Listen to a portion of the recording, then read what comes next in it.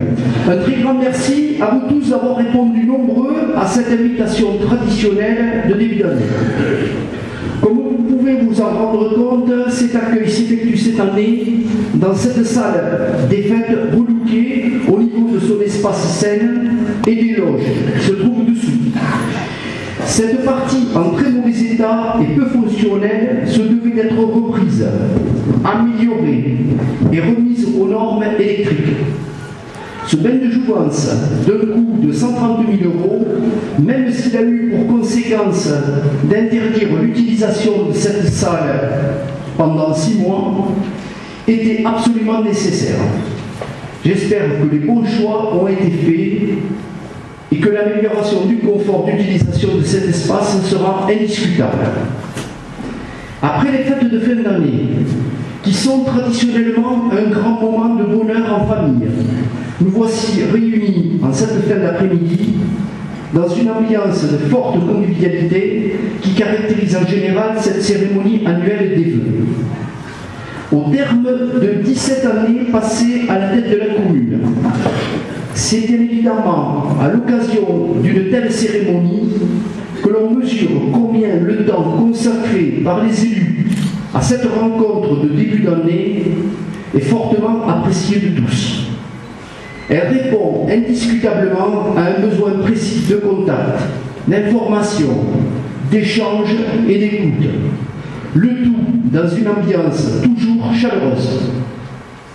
Cette année, à l'occasion de ces vœux, j'ai souhaité que notre Assemblée s'imprègne pendant un moment, celui de la projection d'un court-métrage rétrospectif des moments forts de l'année 2012, d'une durée de 7 minutes. Je reprendrai ensuite mon propos, davantage centré cette année sur la présentation d'un point d'étape de la gestion communale. Au passage, à féliciter bien vivement et à remercier. Une nouvelle année commence. Nous savons d'ores et déjà qu'elle sera marquée pour nous tous par un environnement contraint à une forme d'austérité financière sévère. Ceci est la résultante d'un modèle de croissance à crédit financé par plus de 3 décennies par la dette publique. Ce modèle est aujourd'hui en bout de course et il faut impérativement le modifier. Au plan local, même si les préoccupations des élus sont de notre ordre, il faut savoir qu'ils savent rester concentrés sur l'essentiel et à la hauteur de la confiance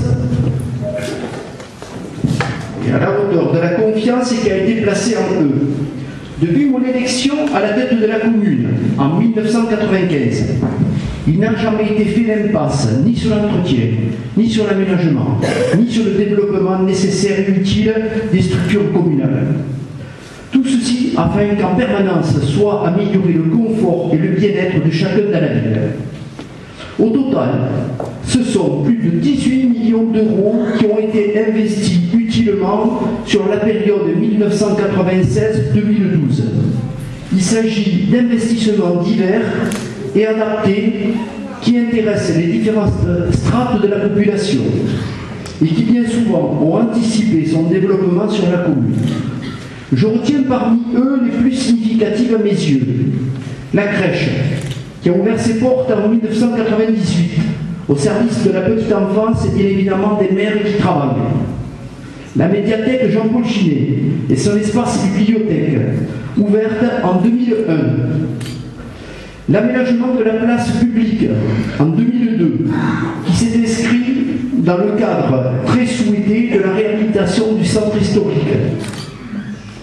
Le transfert de l'école maternelle en 2003, qui a permis le regroupement sur le même site des écoles maternelles et primaires, facilitant ainsi un accès davantage sécurisé aux parents et aux enfants. La station d'épuration en 2004, d'une capacité de traitement double de celle arrivée en bout de course. L'achat de l'ancien musée d'art naïf en 2004, devenu, après notre acquisition, la Maison Carrère, a permis quant à lui de donner à l'espace culturel de la commune une toute autre dimension. notamment durant la période estivale, propice aux expositions et aux soirées lors du festival. La halle au sport. Louis Noguer, en 2011, investissement phare du mandat, en cours, d'un coût voisin de 3 millions d'euros, qui a donné à notre commune une nouvelle impulsion au développement de certaines activités sportives, tout en facilitant l'accueil de manifestations importantes, surtout festives. La création tout à fait récente d'un important bassin d'orage à Puigdalat, d'une contenance de 25 000 m3, destiné, en cas d'épisode pluvieux, de mieux réguler la collecte et la fuite des eaux de pluie du bassin versant correspondant, et ainsi protéger au mieux de l'inondation toute la partie nord du village fortement vulnérable. Sur la période, le financement de cette importante dépense de plus de 18 millions d'euros s'est opéré tout à fait normalement, sans un coût financier. Je veux simplement signaler par là que grâce à une bonne maîtrise de l'évolution des finances publiques et à une mobilisation rationnelle des moyens de l'intercommunalité, il a été réussi la gageure de beaucoup investir, tout en maîtrisant parfaitement l'évolution des deux indicateurs clés de la cible financière de la commune, dont elle détient l'entière maîtrise.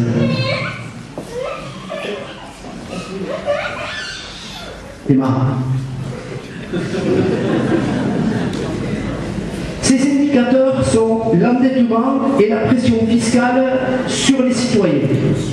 L'endettement en euros courants est passé de 1 629 000 au 31/12/1995 à 1 242 000 au 31/12/2012, soit une réduction de 24% en 17 ans. À tel point qu'il ne représente plus aujourd'hui que 44% du budget de fonctionnement, contre 100% en 1995. Par habitant, cela correspond au 31/12/2012 à une dette de 320 € par habitant, alors que la moyenne des communes de taille comparable se situe à presque 800 € par habitant, soit 2,5 fois plus. La pression fiscale, composée presque exclusivement de la taxe d'habitation du foncier bâti, dont le taux est voté tous les ans par le conseil municipal, ce taux ne s'est accru de 6,4% en 17 ans, qui dit mieux. Là aussi, il s'agit d'une performance de gestion exemplaire compte tenu de l'importance des investissements. En droite ligne des ambitions que j'avais projetées lors de ma première candidature aux élections municipales. Il n'est donc pas étonnant que l'on retrouve aujourd'hui notre commune aux toutes premières places des communes où le taux de fiscalité est le moins élevé. Par habitant, en dernier chiffre connu, cela représente à peine 242 € réglés en 2011, alors que la moyenne départementale des communes de taille comparable ressort à 355 €, soit presque 50% de plus. J'ai même observé que dans une commune voisine de la nôtre, ce montant grimpe à plus de 400 € par habitant. Peut-être que son maire considère ceci comme une référence de bonne gestion, allez savoir. En effet, tous les écarts très significatifs que je viens de relever par rapport à des moyennes, aussi bien au plan de l'endettement que des impôts locaux, relèvent indiscutablement de l'efficacité de la dépense publique à vache et de l'extrême attention portée d'une manière générale à la gestion de l'argent public. Il n'est donc pas étonnant que vos élus considèrent que notre commune donne en quelque sorte l'exemple en matière de financement de son développement, en préservant au mieux le pouvoir d'achat des citoyens contribuables.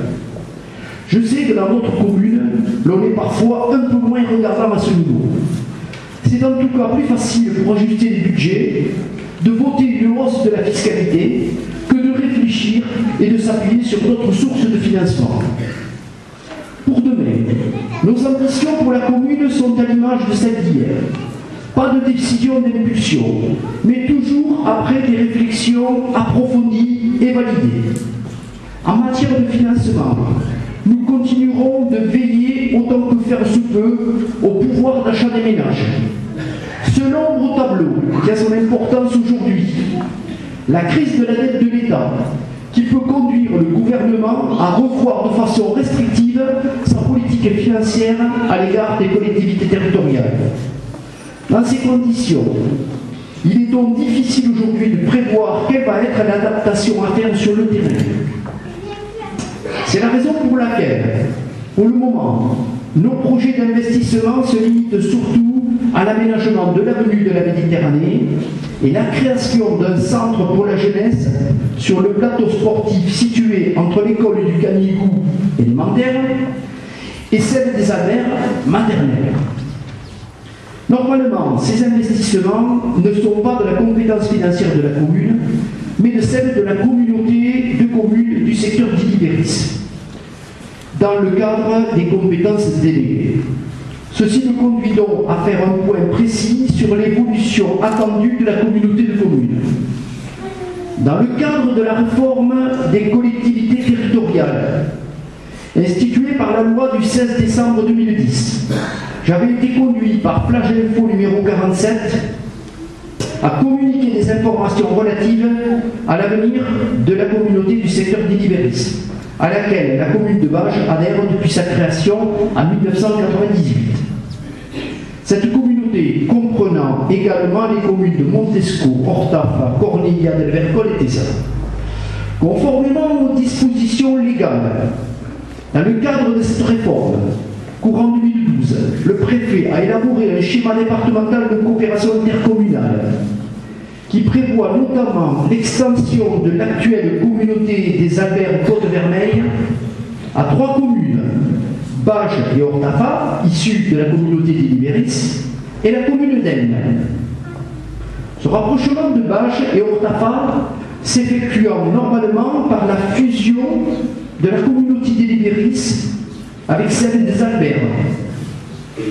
Ceci après le retrait volontaire d'Illy-Berris des communes de Montesco, Corniglia del Vercol et Tesa, devenus effectifs au 1er janvier 2013, et qui ont rejoint par addition la communauté Sud-Roussillon formée de Saint-Cyprien, La Tourbazaine et Alignan. Le départ de Bages et Ortaffa via la communauté d'Illy-Berris vers celle des Albert aurait dû également intervenir au 1er janvier 2013. Administrativement, cela n'a pas été possible en raison surtout des délais éventuels de recours. Dans ces conditions, le préfet a programmé notre entrée par voie de fusion au 1er janvier 2014. Ainsi, au cours de l'exercice 2013, la communauté d'Illy-Berris fonctionnera donc normalement avec 2 communes, Bages et Ortaffa. Elle regroupera 5200 habitants. Bien évidemment, ces comptes administratifs seront purgés de l'enregistrement normal au 31/12/2012 des modalités structurelles et financières résultant du retrait de Montesco, Corniglia et Tesa. J'ajoute qu'indépendamment de l'intérêt de rejoindre dans un an une communauté qui bénéficie d'une situation confortable et saine, avec une évolution de son endettement fort bien maîtrisée, Illy-Berris n'arrivera pas à les mains vides non plus. En effet, conformément aux dispositions légales, cette fusion sera, dans ce cas-là, du type gagnant-gagnant. C'est ainsi que la nouvelle communauté issue de la fusion va bénéficier dès 2014 d'un bonus financier important au travers de la dotation globale de fonctionnement, calculée non plus sur le coefficient d'intégration fiscale attribué à la communauté des Albert, mais sur celui attribué à la communauté d'Illy-Berris, qui est plus élevé et qui reste la référence normale en cas de fusion. Au total, à partir de 2014, cette nouvelle entité, issue de la fusion et de l'arrivée d'Aisne, devrait regrouper 53 000 habitants, répartis sur 15 communes, et Bages, avec 3 900 habitants, se situer au 5e rang, après Argelès-sur-Mer, Aisne, Bagnols-sur-Mer et Port-Mare. Après avoir abordé plusieurs sujets très ciblés, je vais conclure mon propos en indiquant qu'au sein de notre commune, voire de l'intercommunalité, nous aurons en 2013 beaucoup d'obstacles à franchir et de décisions importantes à prendre. Je forme donc le vœu pour qu'en 2013, les élus, l'ensemble des services municipaux, y compris ceux rattachés à l'intercommunalité, les membres des associations qui s'investissent pour faire en sorte que notre commune soit toujours plus accueillante, les pompiers qui assurent 24 heures sur 24 la sécurité des biens et des personnes, le personnel enseignant dont sa mission est de la plus haute importance, continuent d'œuvrer avec persévérance et pugnacité.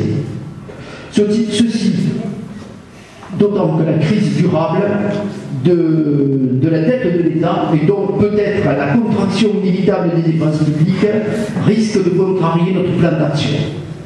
En tout cas, au seuil de la nouvelle année, je vous présente à tous des vœux très chaleureux de bonheur, santé et prospérité, ainsi que pour tous ceux qui vous sont chers. Bon anno, am saluti allegria.